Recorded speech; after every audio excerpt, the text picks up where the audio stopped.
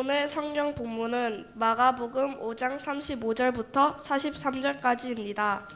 아직 예수께서 말씀하실 때 회당장의 집에서 사람들이 와서 회당장에게 이르되 당신의 딸이 죽었나이다. 어찌하여 선생을 더 괴롭게 하나이까? 예수께서 그 하는 말을 곁에서 들으시고 회당장에게 이르시되 두려워하지 말고 믿기만 하라 하시고 베드로와 야고보의 형제 요한 외에 아무도 따라옴을 허락하지 아니하시고 회당장의 집에 함께 가사 떠드는 것과 사람들이 울며 심히 통곡함을 보시고 들어가서 그들에게 이르시되 너희가 어찌하여 떠들며 우느냐?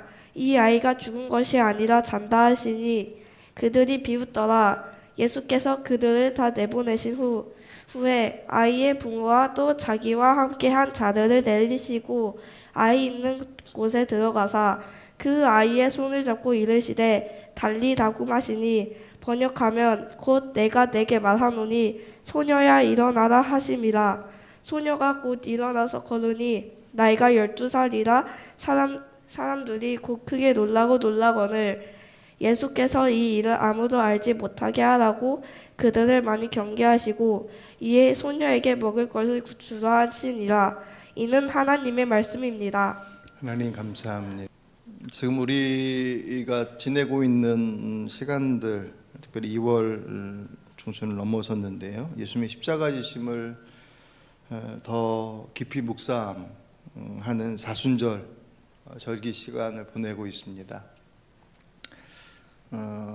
그리고 또 이때쯤 되면 학교에서 이제 졸업식이 있고 조금 지나면 아이들이 입학하는 시간들이죠.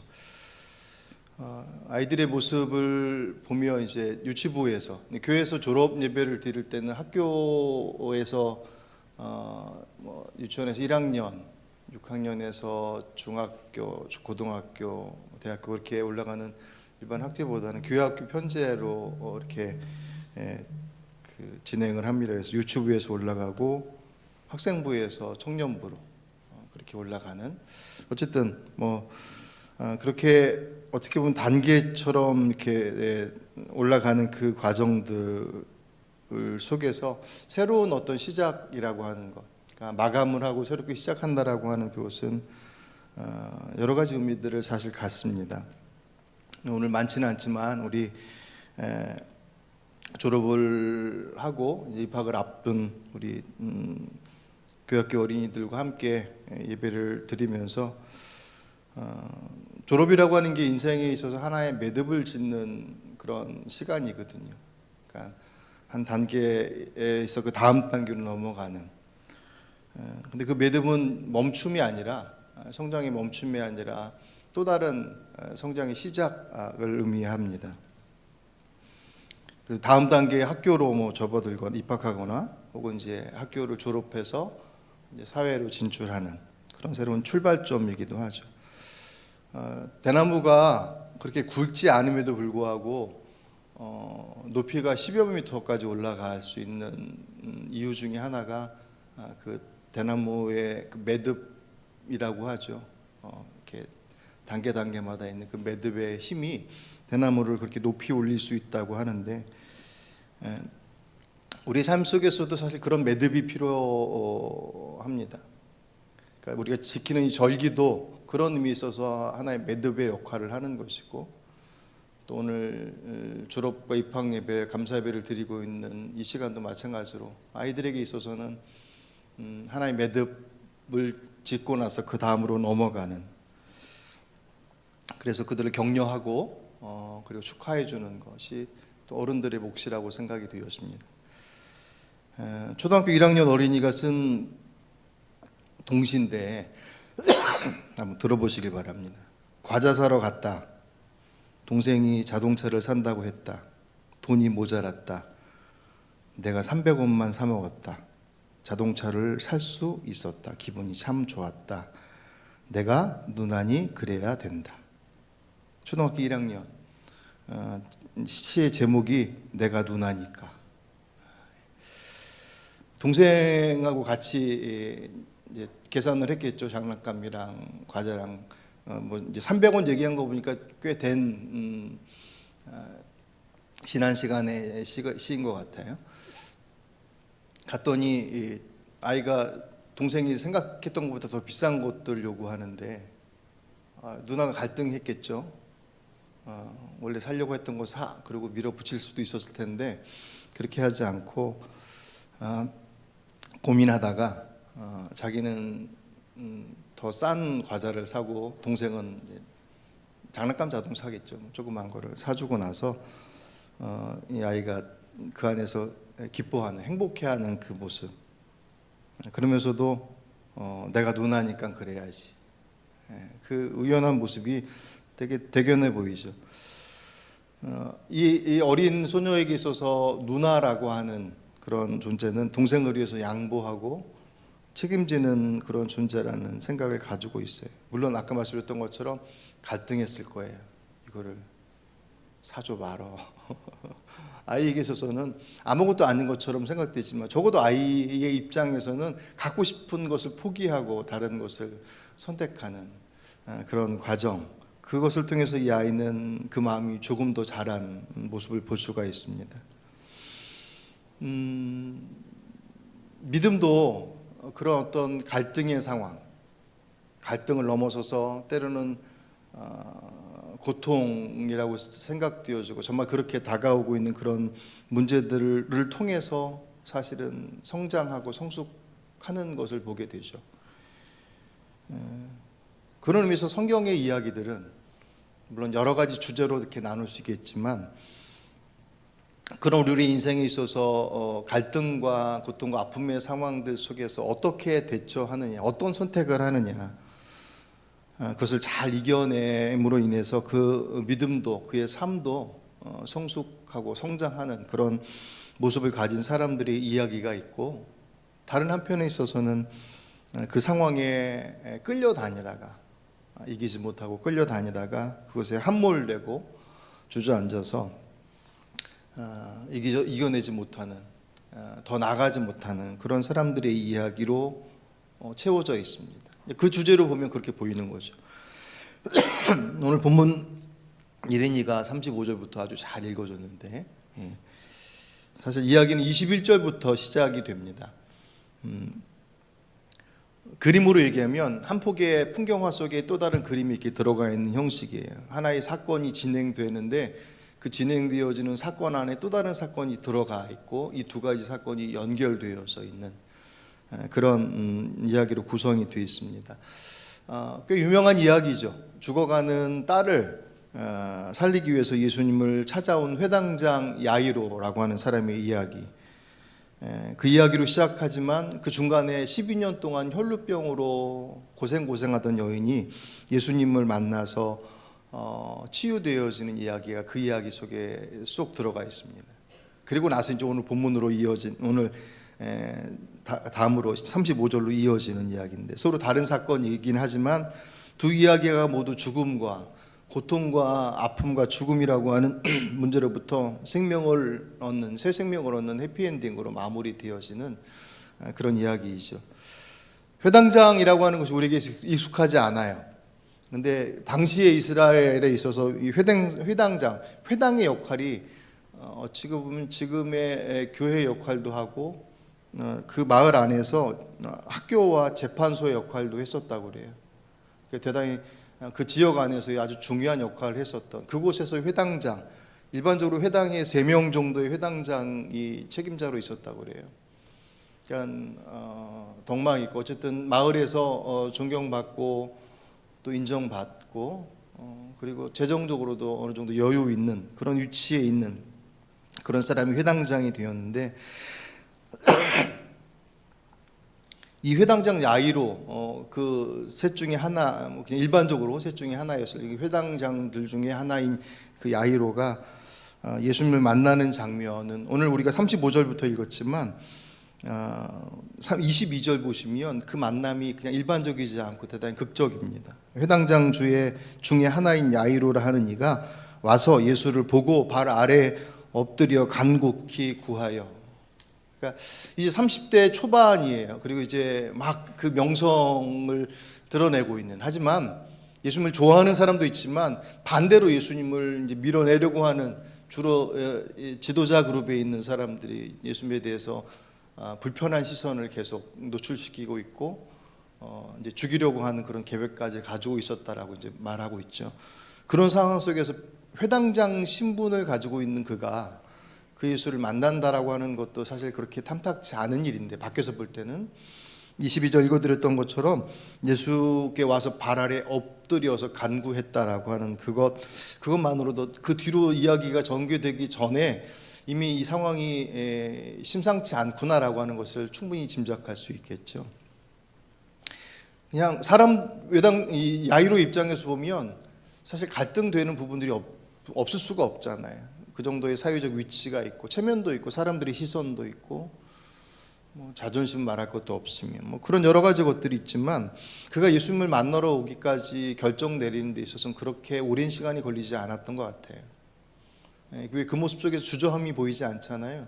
그것은 그런 모든 것들을 감내할 만한 더 큰 문제가 있기 때문에, 그것은 곧 딸이 죽어가는, 어떤 질병인지는 모르지만 딸아이가 죽어가고 있는 그런 절박한 상황 속에 있었기 때문에 회당장의 아이로는 그 문제의 예수라고 하는, 하지만 소문을 들어보니 그를 통해서 많은 이들이 고침을 받았다라고 하는 그의 입장에서는 복음이죠. 그 예수 앞에 와서 무릎을 꿇습니다. 그리고 간절하게 요청하죠.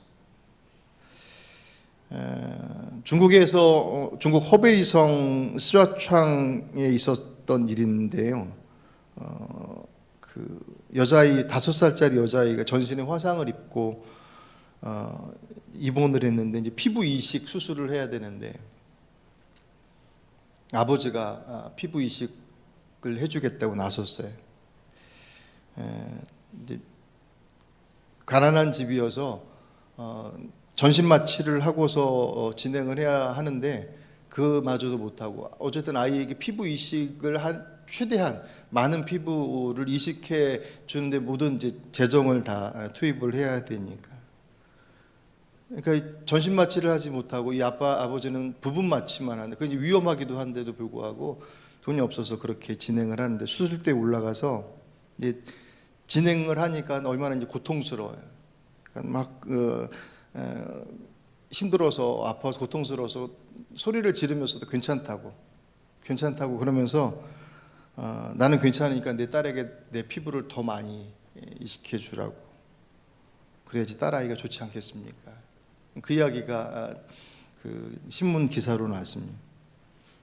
비닐하우스에서 보온을 하려고 이제 난로를 피워놨는데 그게 화재가 발생한 거예요. 그거로 인해서 가족들이 이제 그것을 피해서 나가다가 5살짜리 아이는 이제 전신 화상을 입었고, 가족들도 조금씩 화상을 입었는데 그래도 괜찮았었는데, 딸 아이 5살 된 딸 아이의 그 화상을 치료하기 위해서 아버지가 부분 마취를 하고 최대한 자신의 이 그 허벅지 이쪽에 피부를 꽤 많이 이식하는 그런 과정이었다고 합니다.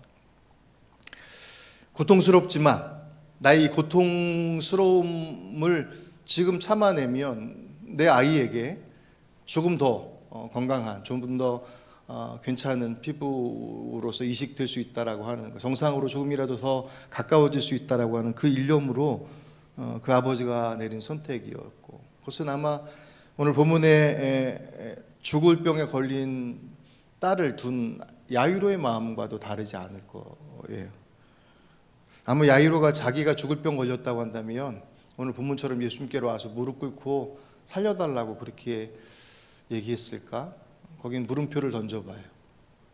그 정도로 그가 있었던 위치와 예수님과의 간극이 대단히 넓었었기 때문에, 물론 뭐 앞에서 등장하는 그 12년 동안 혈루병으로 고생했던 여인처럼 스스로가 나올 수도 있긴 하겠지만, 딸의 문제이기 때문에 아마도 야이로는 더 모든 것들 다 제쳐두고 그렇게 나올 수 있었던 것 같습니다.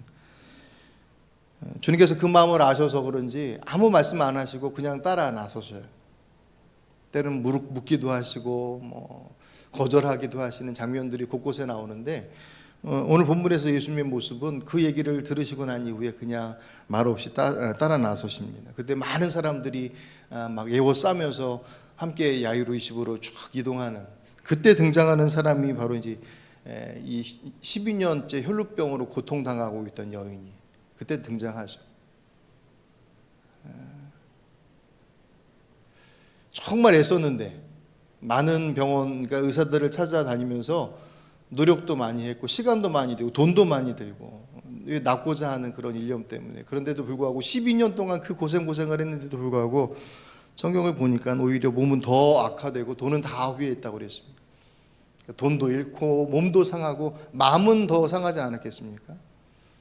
기대하고 갔을 텐데, 그런 상태 속에서 예수님에 대한 소문을 듣고, 공이 지금 본문의 회당장도 그렇고 야이로도 그렇고 이 12년 동안 혈루병으로 고통받았던 여인도 그렇고 다 예수님에 대한 소문을 듣고 그분에게 다가서요.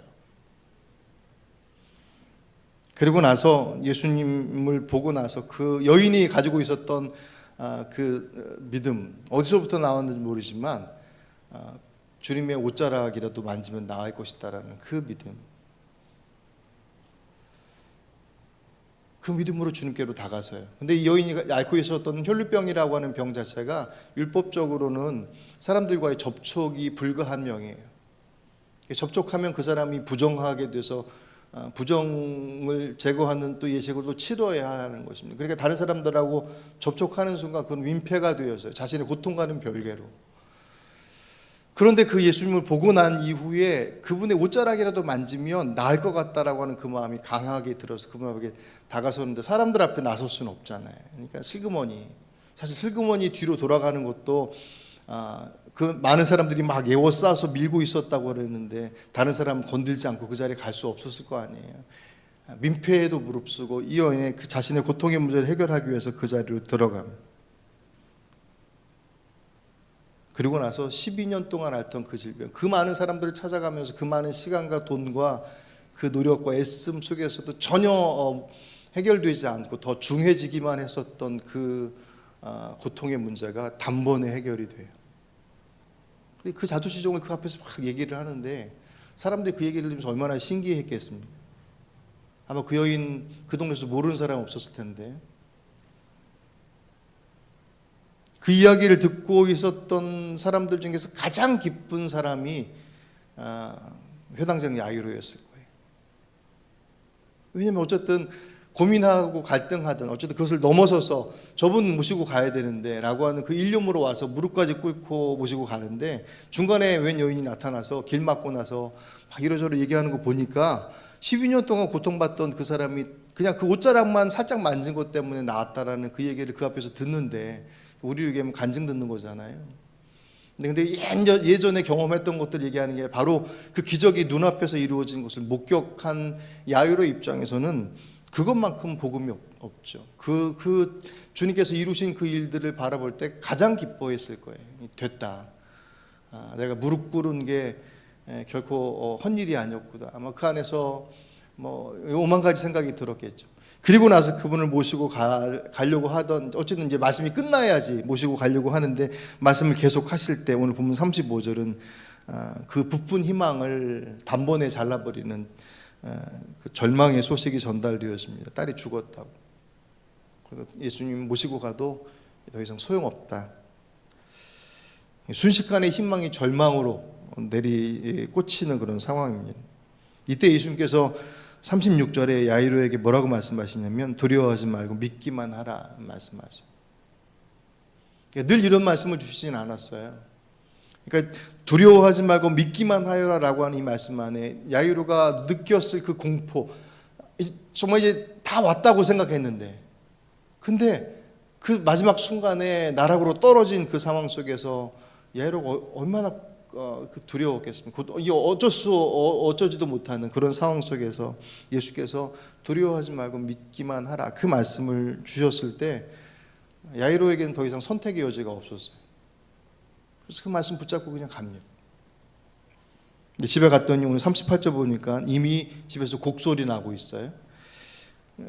당시에 아무리 가난해도 장례 치를 때 피리 부는 사람, 애곡하는 사람, 이 두 사람은 최소한 두고 있었다고 그러죠. 이 사람들 이제 돈 받고 일하는 사람들이니까. 그러니까 아버지가 오기도 전에 이미 장례 절차가 진행이 되고 있었어요. 이때 예수님께서 그들에게 말씀하시기를 야, 죽은 게 아니라 자고 있다. 그럴 때 그들이 오늘 40절 뭐라고 시작하냐면 그들이 비웃더라 그랬습니다. 왜냐하면 이 피리 불고 애곡하는 사람들이 뭐냐면 직업으로 말하면 장례 지도사예요. 전문가란 말이에요. 죽은 거 확인하지도 않고 곡하고 피리 불고 그렇게 장례 절차에 들어갔을 리 만무하잖아요. 이미 자기들이 절차 다 확인해서 끝냈고 그래서 이제 장례 절차로 들어갔는데 예수님께서 오셔서 전문가 앞에서 죽은 게 아니라 잔다라고 얘기하니까 그들이 비웃었다고 그랬습니다. 그 비웃음을 주님께서 보시고서 그 다음에 조치를 어떤 조치를 내리시냐면 그들 다 내보내셔요. 그리고 난 다음에 그 부모하고 데리고 갔던 3명의 제자들 중에서 3명의 제자만 데리고서 그 아이가 있는 집으로 들어갑니다. 고소로 들어가셔서 아이의 손을 잡고 달리다고, 이 아람어예요. 번역하면 소녀야 일어나라 라고 하는 말씀. 그 죽은 아이의 손을 잡고서 일어나라고 말씀하실 때 그 아이가 그 죽은 아이가 그래서 이미 장례 절차로 들어갔던 그 아이가 살아나는 놀라운 기적을 그 안에서 다시금 목격합니다. 물론 성경에서 죽은 사람이 사이 살아나는 것은 마가복음 첫 번째 사건이긴 하지만 그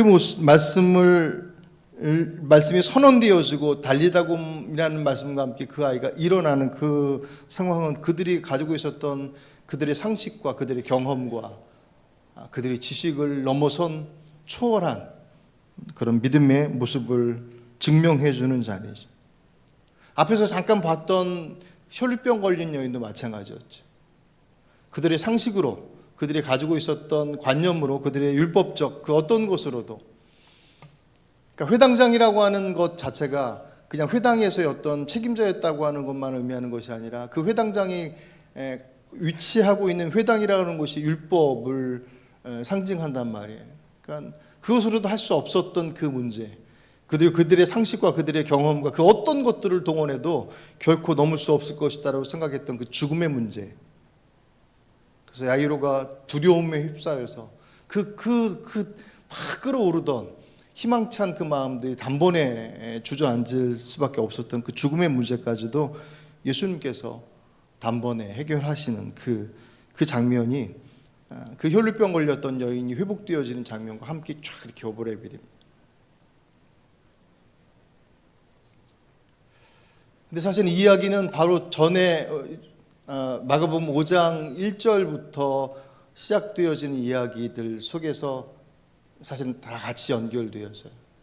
이 앞에 부분은 회당장 야이로와 혈류병 걸린 여인이라고 하는 이 두 사람이 도저히 가능하지 않은 상황 속에서 인생 포기하고 이제 더 이상 갈 수 없다라고 판단되어진 그 문제 앞에서 다 내려놓고 포기할 법한 그 상황 속에서 그 예수 앞에 소문만 듣고 나가 그 수많은 장애물들을 다 제거하고 갔잖아요. 여인은 여인대로 제거해야 될 장애들이 많았었고 야이로는 야이로대로 제거해야 될 것들이 많았단 말이에요. 체면도 있고 뭐 상식도 있고 여러 가지 것들이 있었지만 그거 다 헤쳐나갔습니다. 그런데 그 앞에 등장하고 있던 사건들을 보시면 예수님께서 우리 지난주 봤던 중풍병 걸린 사람들을 치료하시고 난 이후에 배 타고서 갈릴리 호수를 건너다가 풍랑 만나요. 그때 풍랑으로 인해서 배가 물에 거의 침몰될 정도로 가득 찰 정도로 위기를 만날 때 예수님께서 선미에서 주무시고 계셨다고 그랬습니다. 거기서 주님께서 말씀 한마디로 그 상황들을 다 정리를 해주시죠. 그러면서 제자들에게 뭐라고 말씀하시냐면 그들의 믿음을 책망하십니다. 그리고 나서 도착하신 곳이 어디였냐면 거라사 지방이었어요. 그 군대 귀신 들린 사람. 주님께서 마찬가지로 말씀 한마디로 그를 치유하시죠. 그때 마을 사람들이 그 소식 듣고 들어와서 예수님의 모습, 예수님께서 행하신 그 모습, 자기들이 도저히 감당할 수 없었던 그 귀신 들린 사람이 깨끗하게 치유되어서 예수님 앞에 딱 정상으로 앉아 있는 것을 보고서 그들이 예수께 뭐라고 말하냐면 저희 마을에 오지 마시고 떠나십시오라고 요청해요.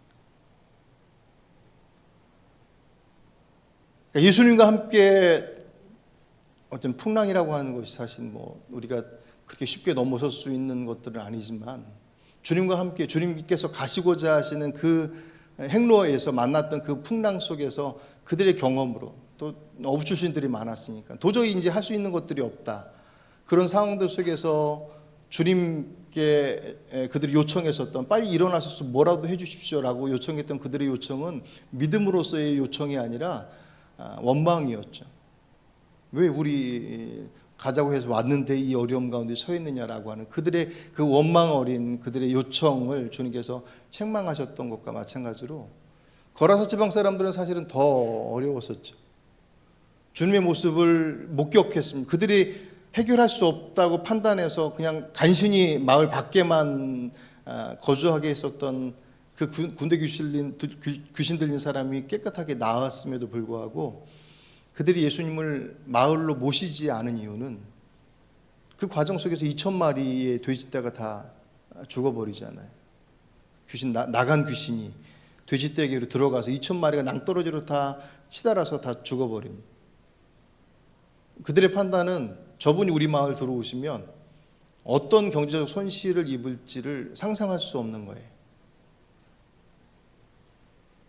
그분으로 인해서 그분과 함께함으로 그 위기를 넘어설 수 있다라고 하는 것에 대해서 아직 믿지 못했던 제자들이 풍랑 속에서 두려워했던 주무시고 계시는 그 풍랑 속에서 평안함을 누리고 계신 예수님의 모습을 보고 어떻게 하시겠지라고 하는 것에 대한 막연한 믿음조차 갖지 못하고 두려워 떨고 믿음 없어 떨었던 그들처럼 놀라운 기적의 현장들 속에서 그것을 목격했음에도 불구하고 그들이 넘지 못했던 산은 돈의 문제였어요.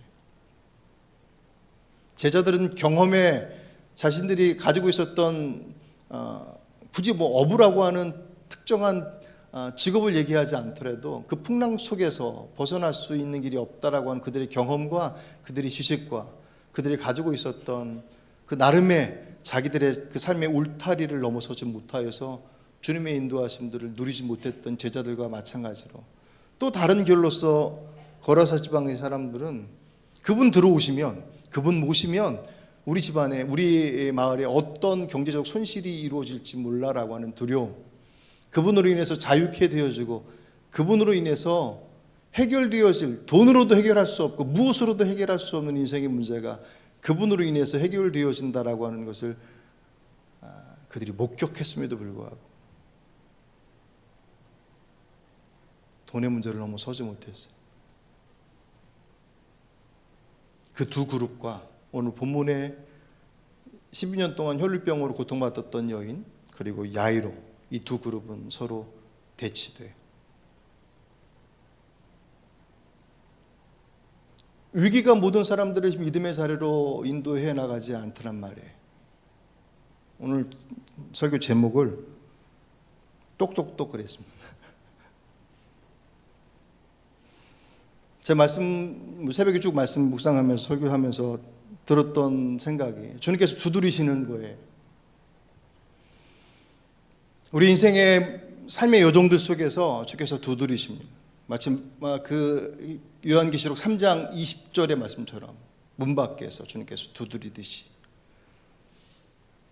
우리가 잘 못 들으시니까 때로는 경제적인 문제로 때로는 상황의 어려움으로 관계의 어려움으로 재정의 문제로 건강의 문제 여러 가지 문제로 하나님께서 두드리셔요.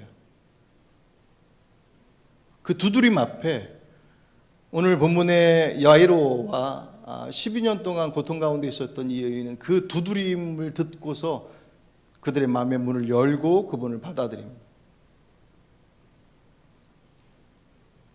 근데 제자들은 물론 제자들은 나중에 바뀌긴 했지만 제자들과 거라사 지방의 사람들은 주님께서 그들 앞에 똑똑똑 두드리셨을 때 그들은 그 똑똑똑 두드리시는 그 주님의 두드림을 외면해요.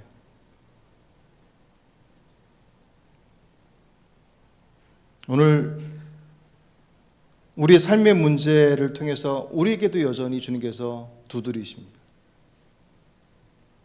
여러분 주님께서 어떻게 두드리고 계십니까? 이렇게 똑똑똑 두드리십니까? 이거 막 쿵쿵쿵 치고 계십니다. 똑똑똑 두드린다고 그래서 잘 못 듣고 그분을 받아들이는 것이 주저하거나 쾅쾅쾅 두드린다고 그래서 주님께 두드리신다라고 해서 깨닫고 여연할 때 그렇지 않더란 말이에요. 누구는 아주 미산스러워 똑똑똑 두드리시더라도 부르시는구나 라고 해서 가던 길을 정돈하고 내 길이 지금 맞는지 맞지 않는지, 옳은지 더 온전한 길로 가고 있는지 그렇지 않은지에 대한 것들을 그분 앞에서 확인해내는데, 누군가는 주먹으로 문 쾅쾅쾅 두드리듯이 두드림에도 불구하고 그 소리를 주의 부르심의 소리로 듣지 못해요. 아니, 듣는데 그 문 열기를 주저해요.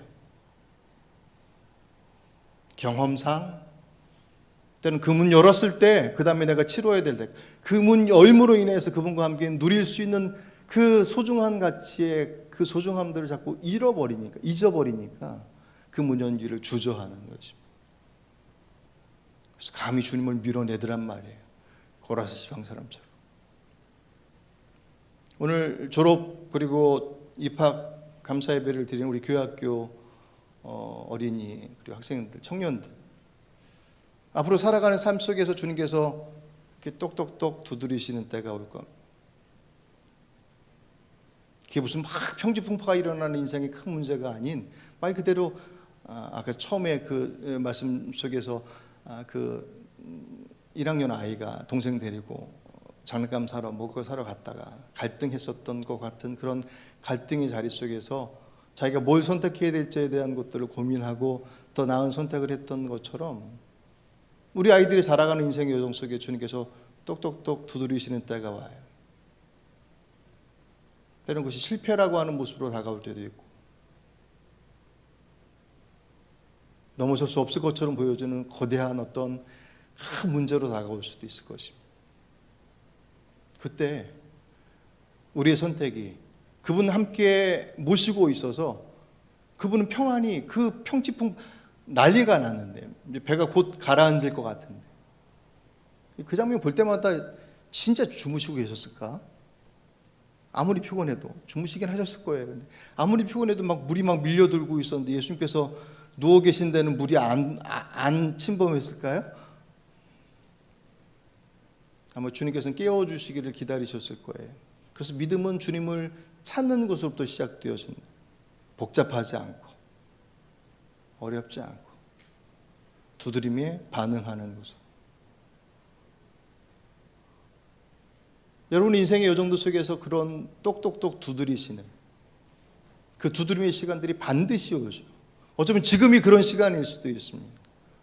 그 두드림 앞에 어떻게 반응하고 있는, 내가 해봤는데 그리고 나의 계산 속에서 이미 알고 있긴 하지만 넘어서기 너무 두려워라고 하는 나의 경험과 나의 지식과 나의 것으로 그 두드림 앞에 반응하기를 주저하는 안타까운 선택들이 우리의 삶 가운데 없었으면 좋겠습니다.